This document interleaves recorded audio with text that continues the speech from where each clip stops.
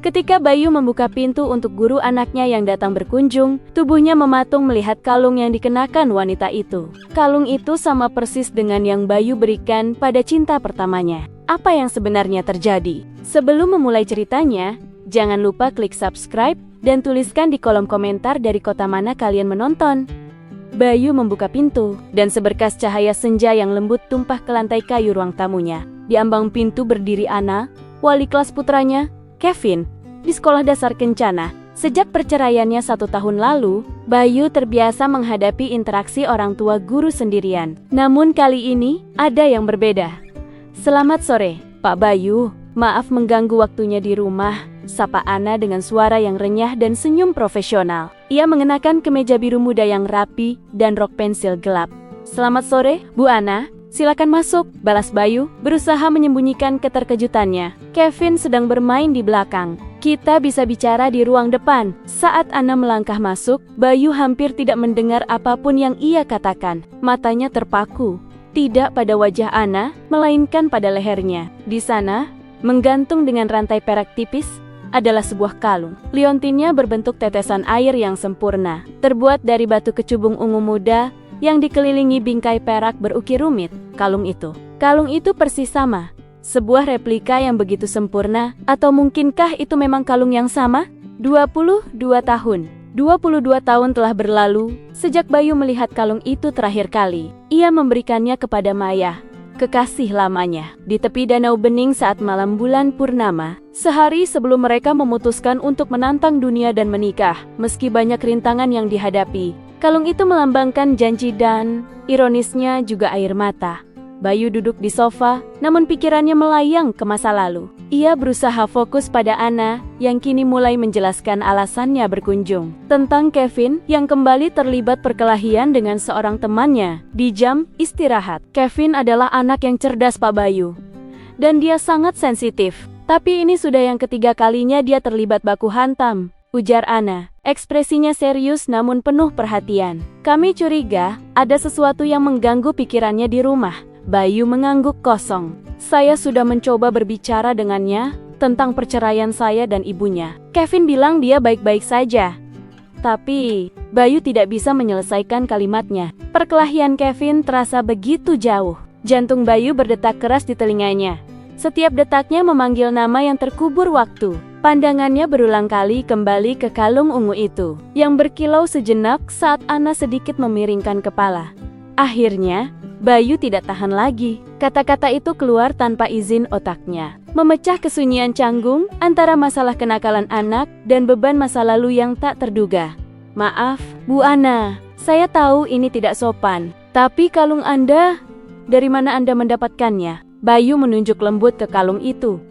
Anna sedikit tersipu, menyentuh liontinnya. Oh, ini adalah hadiah ulang tahun dari ibu saya. Katanya kalung ini barang antik yang sudah lama ia simpan. Bayu menarik napas dalam-dalam. Teka-teki ini terlalu spesifik untuk diabaikan. Dunia ini terlalu luas untuk adanya kebetulan semacam ini. Liontin itu dibuat khusus oleh seorang perajin perak di Yogyakarta yang hanya membuat satu model itu.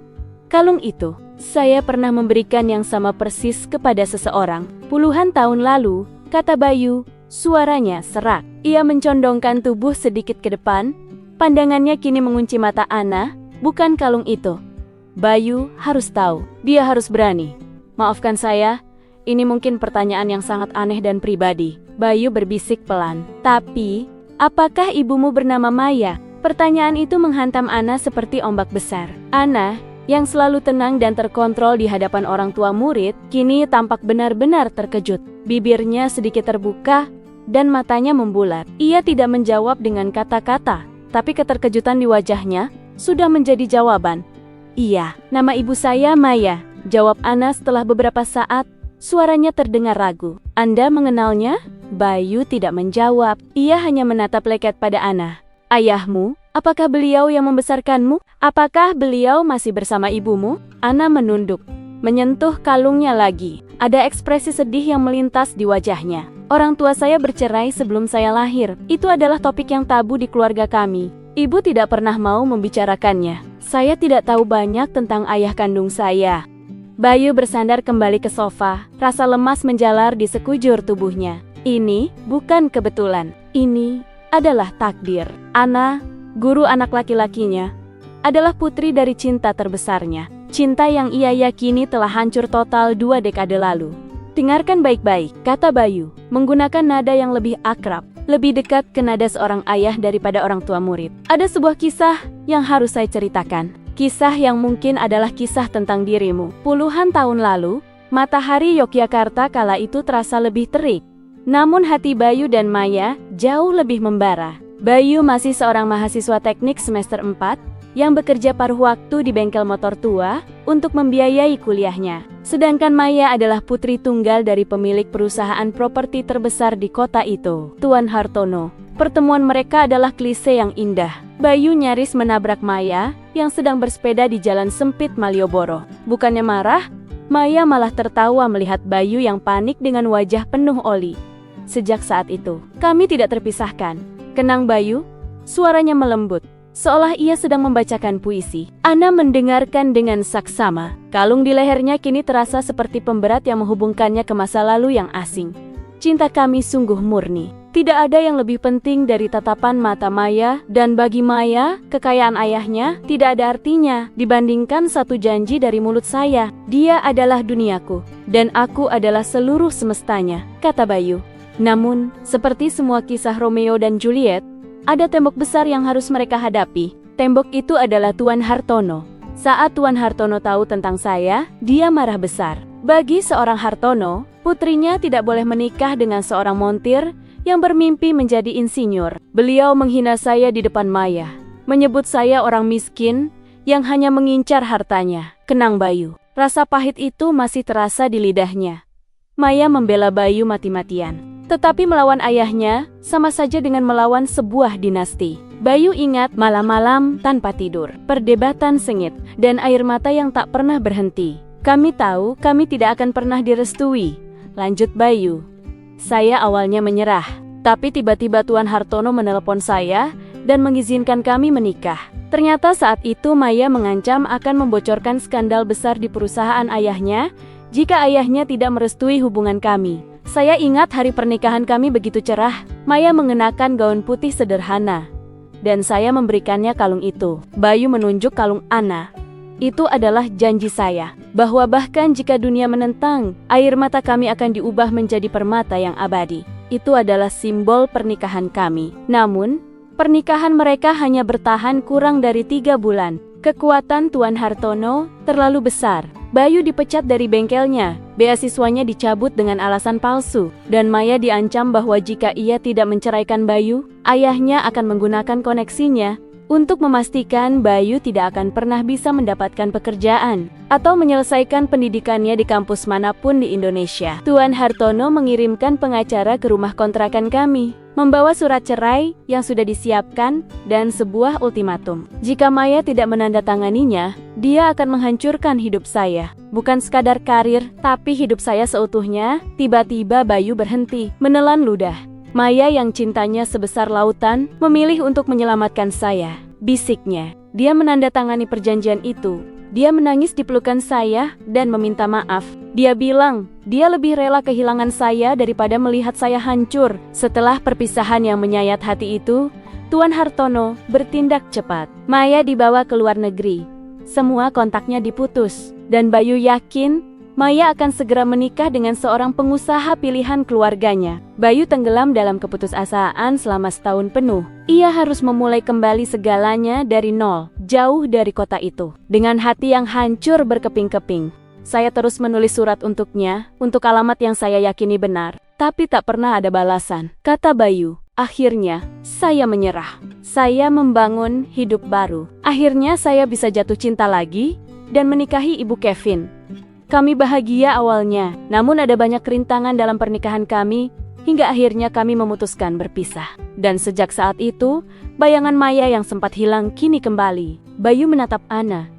Matanya kini memancarkan rasa sakit yang mendalam.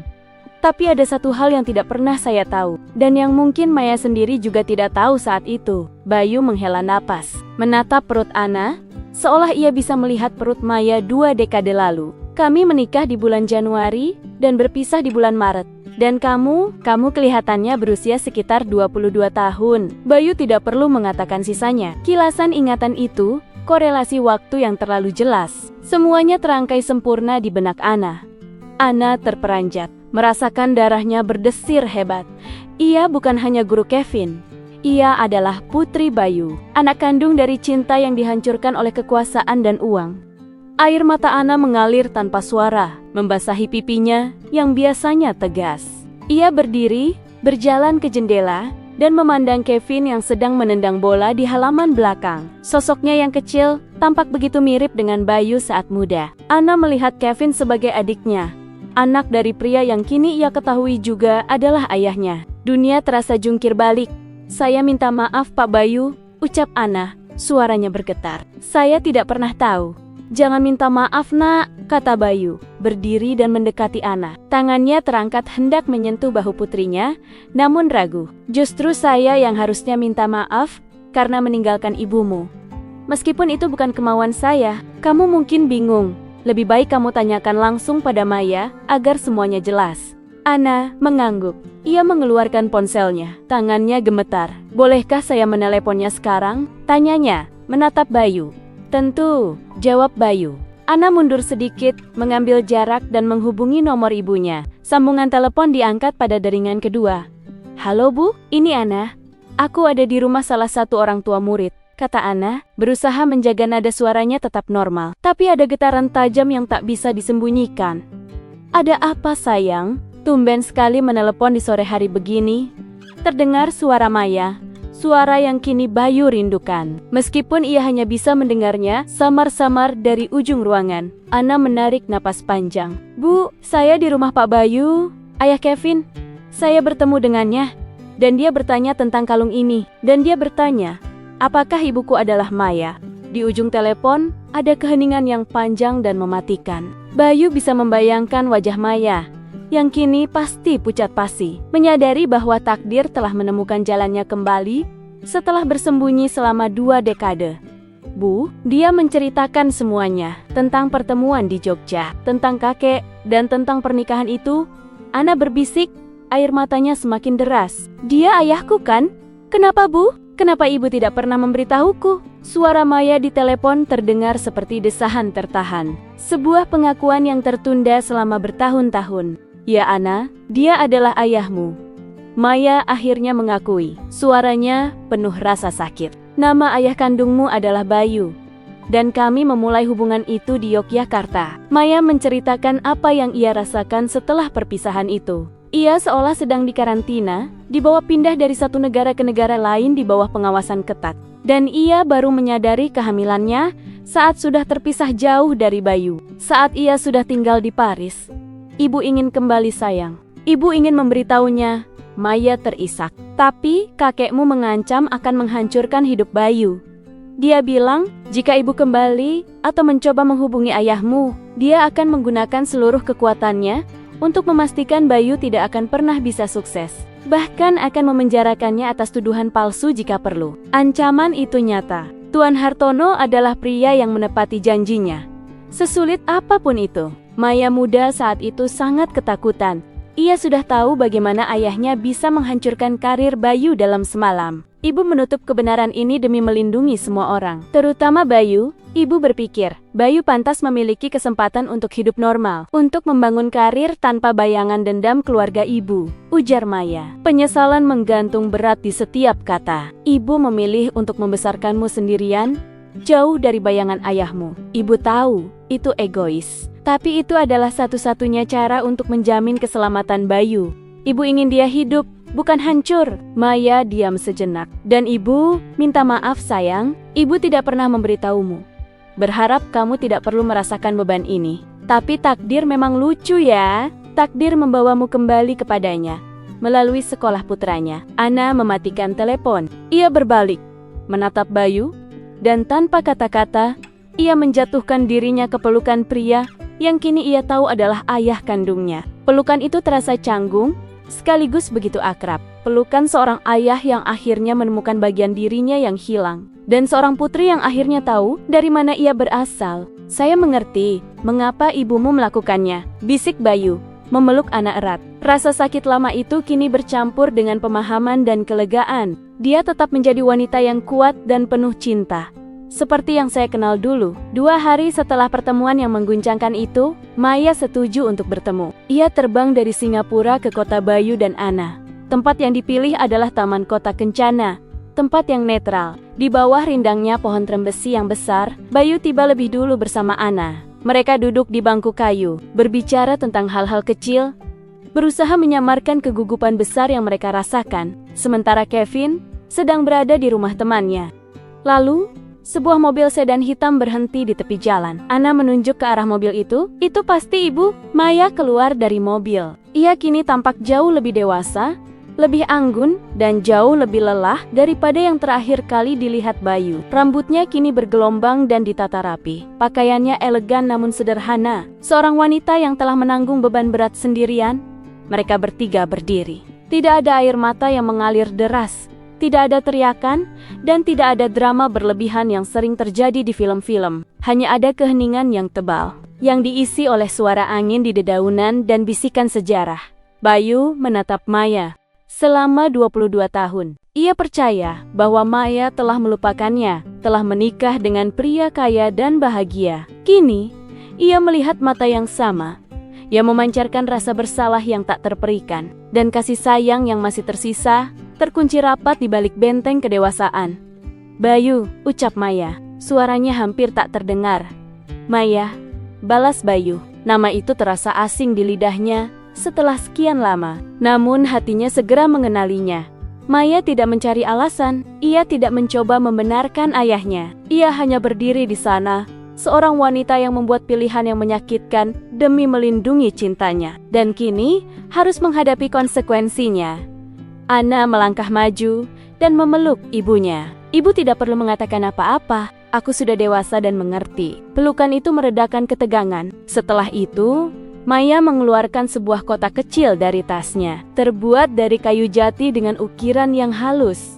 Ini untukmu Bayu, kata Maya, menyerahkannya. Jari-jari mereka bersentuhan, percikan kecil yang sudah lama hilang. Bayu membuka kotak itu. Di dalamnya terdapat tumpukan surat, lusuh, berdebu, dengan tulisan tangan Bayu yang dikenalnya. Surat-surat yang seharusnya ia kirim puluhan tahun lalu, tetapi tak pernah dibalas. Setelah ayah saya meninggal, saya menemukan ini di berangkasnya, jelas Maya. Suaranya tercekat. Dia tidak pernah memberikannya padaku. Dia menyimpannya untuk memastikan saya tidak akan pernah melupakan betapa buruknya keputusan yang saya ambil dengan mencintaimu. Surat-surat itu berisi kisah kehidupan Bayu setelah perpisahan, perjuangannya menyelesaikan kuliah malam, kegagalannya dalam beberapa bisnis kecil, rasa sakitnya dan harapannya yang tersisa. Surat-surat itu adalah jiwa Bayu yang disembunyikan darinya.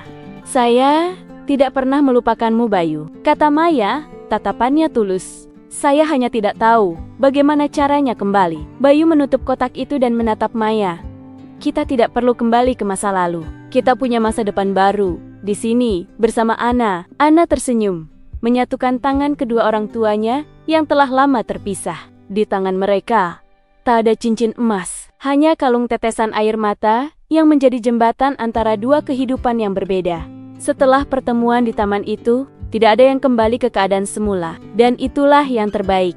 Maya memutuskan untuk tinggal di kota Bayu untuk sementara waktu. Ia menyewa sebuah apartemen kecil dan mulai mengambil cuti dari kesibukan bisnis real estate-nya. Ia merasa butuh jeda, butuh merasakan kehidupan sederhana yang selama ini ia hindari. Karena takut akan penolakan ayahnya, hubungan mereka dibangun kembali secara perlahan. Seperti menyusun ulang kepingan puzzle yang sudah lama hilang, Ana menjadi penghubung yang paling penting. Ia mulai sering datang ke rumah Bayu untuk makan malam. Awalnya, Bayu dan Ana berbicara tentang Kevin dan sekolah.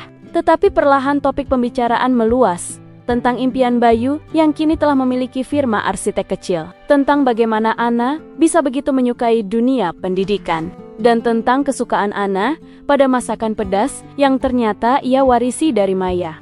Kevin, putra Bayu, adalah yang paling cepat beradaptasi. Ana tidak lagi hanya menjadi bu guru Ana yang ditakuti karena ketegasannya di kelas. Ana kini adalah kakak Ana yang membantunya mengerjakan tugas, mengajarinya cara menggambar robot, dan melindunginya dari ejekan di sekolah. Kevin merasa hidupnya jauh lebih tenang dan penuh warna. Ia punya dua sosok wanita hebat, ibu kandungnya dan Anna, kakak barunya yang cerdas dan penyayang. Maya pun belajar. Ia belajar bahwa kebahagiaan sejati tidak diukur dari luasnya rumah atau saldo rekening. Ia belajar menikmati memasak hidangan sederhana di apartemen kecilnya, dan tertawa lepas saat Bayu menceritakan lelucon konyolnya.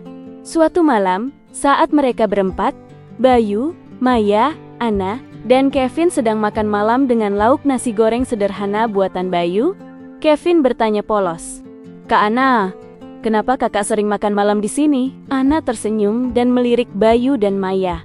"Karena kita adalah keluarga, dan keluarga harus makan bersama." Maya tersenyum hangat, air mata hampir menetes. Inilah kebahagiaan yang hilang darinya, keluarga yang sederhana, penuh tawa, dan kasih sayang yang tulus. Bayu dan Maya tidak langsung kembali sebagai pasangan suami istri. Mereka adalah dua orang yang terluka dan kini sedang menyembuhkan diri. Mereka adalah dua orang tua yang baru saja bertemu kembali dan harus belajar cara menjadi orang tua bersama untuk Anna.